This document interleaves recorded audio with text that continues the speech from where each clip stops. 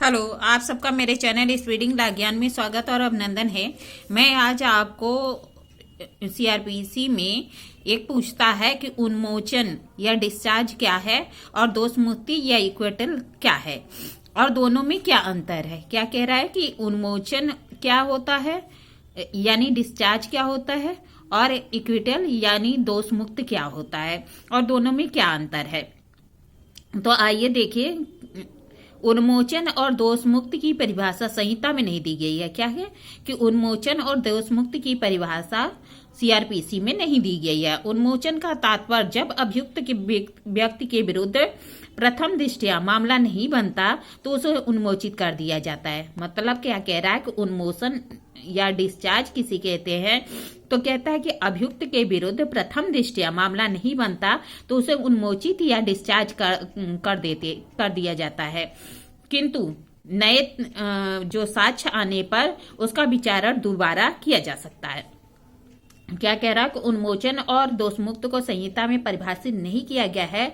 उन्मोचन का तात्पर्य है कि जब अभियुक्त व्यक्ति के विरुद्ध प्रथम दृष्टया मामला नहीं बनता तो उसे उन्मोचित कर दिया जाता है, किंतु तत्पश्चात नए तथ्य के आने पर दोबारा विचारण किया जा सकता है। जबकि दोष मुक्त क्या होता है, तो कह रहा है कि दोष मुक्ति का अर्थ होता है कि अभियोजन और अभियुक्त के साक्ष्य लेने के पश्चात मजिस्ट्रेट द्वारा गुण दोष के आधार पर जब अभियुक्त व्यक्ति के विरुद्ध अपराध साबित नहीं होता तो उसे दोष मुक्त कर देता है। क्या कह रहा है, दोष मुक्त का अर्थ है कि जब अभियोजन और अभियुक्त का साक्ष्य लेने के पश्चात मजिस्ट्रेट गुण दोष के आधार पर जब अभियुक्त के विरुद्ध अपराध साबित नहीं होता तो उसे दोष मुक्त कर देता है। एक बार अभियुक्त के दोष मुक्त होने के बाद दोबारा उसी अपराध के लिए विचारण नहीं होता। दोष मुक्त का अर्थ है कि जब अभियोजन और अभियुक्त का साक्ष्य लेने के पश्चात मजिस्ट्रेट गुण दोष के आधार पर यह देखता है कि अभियुक्त के विरुद्ध कोई अपराध साबित नहीं होता तो उसे दोष मुक्त कर देता है। एक बार दोष मुक्त होने के पश्चात पुनः उसी अपराध का विचारण नहीं किया जा सकता। आइए देखिए दोनों में अंतर। क्या उन्मोचन और दोष मुक्ति। उन्मोचन का आदेश अंतिम नहीं होता है। क्या कह रहा, उन्मोचन का आदेश अंतिम नहीं होता। बताया था ना कि जब नए साक्ष्य मिल जाते हैं तो दोबारा विचारण किया जा सकता है, जबकि दोष मुक्त का आदेश अंतिम होता है। तो इसमें मैंने बताया था कि दोबारा विचारण नहीं होगा। दोष मुक्त अगर एक बार किसी भी अभियुक्त को दोष मुक्त कर दिया गया है तो पुनः उसी अपराध के लिए दोबारा विचारण नहीं होगा, जबकि उन्मोचन में जो आदेश होता है वह अंतिम नहीं होता। अगर नए तथ्य मिल जाते हैं तो पुनः विचारण किया जा सकता है, जबकि दोष मुक्त का आदेश अंतिम होता है और उसमें पुनः विचारण नहीं किया जाएगा। उन्मोचन का आदेश साक्ष्य पूर्व दिया जाता है, जबकि दोष मुक्त का आदेश साक्ष्य के बाद ही दिया जाता है। क्या कह रहा, उन्मोचन का जो आदेश है वह साक्ष्य के पूर्व दिया जाता है। अभी साक्ष्य पेश नहीं हुआ, देखता है कि अभियुक्त के विरुद्ध मामला नहीं बनता तो उसे उन्मोचित कर देता है। जबकि दोष मुक्त क्या होता है, अभियोजन और अभियुक्त के साक्ष्य लेने के पश्चात उसे लगता है कि अभियुक्त के विरुद्ध अपराध साबित नहीं हुआ, तब उसे जो है दोष मुक्त कर देता है।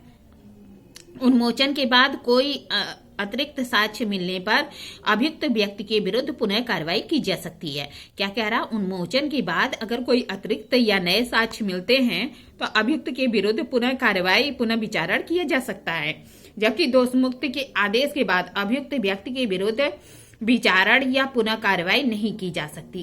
क्या कह रहा है, जबकि दोष मुक्ति के आदेश के बाद अभियुक्त के विरुद्ध विचारण या फिर पुनः कार्रवाई नहीं की जा सकती। इसका प्रावधान कहाँ है, 300 में है या आर्टिकल 20 के जो 2 है उसमें दिया गया है।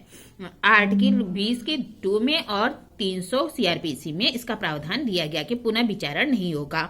उन्मोचन का आदेश गुण पर नहीं दिया जाता। क्या है कि उन्मोचन का जो आदेश है गुण और गुण पर नहीं दिया जाता।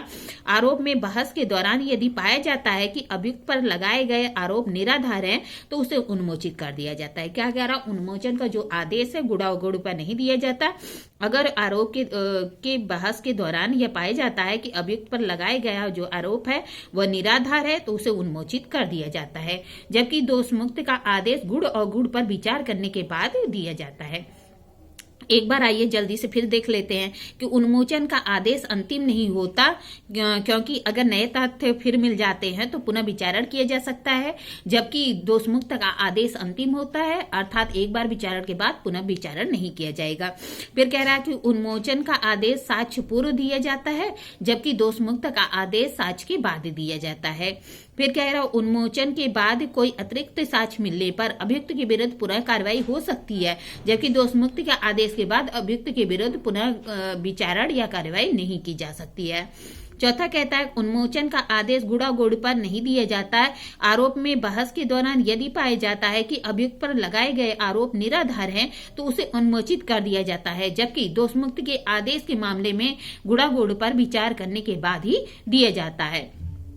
इस तरह मैंने आपको उन्मोचन बताया, दोषमुक्त बताया, दोनों में अंतर बताया। अगर आपको मेरी वीडियो अच्छी लगती है तो प्लीज लाइक और सब्सक्राइब करिए। अगर आपको नहीं भी अच्छी लगती है तो आप प्लीज कमेंट करके ये बताइए कि इसे और बेहतर कैसे बनाया जा सकता है। अगर आपको लगता है कि इसमें कुछ संशोधन किए जाना चाहिए या इसको कुछ और अलग ढंग से बताया जाना चाहिए तो आप बता सकते हैं। अगर नहीं भी अच्छी लगती है तो आप डिसलाइक भी कर सकते हैं और कमेंट भी कर सकते हैं कि आपको नहीं अच्छी लगती है। जैसा भी होगा आप कमेंट में हमें बताइए ताकि मैं और इम्प्रूव करूं। ठीक है, धन्यवाद, थैंक यू।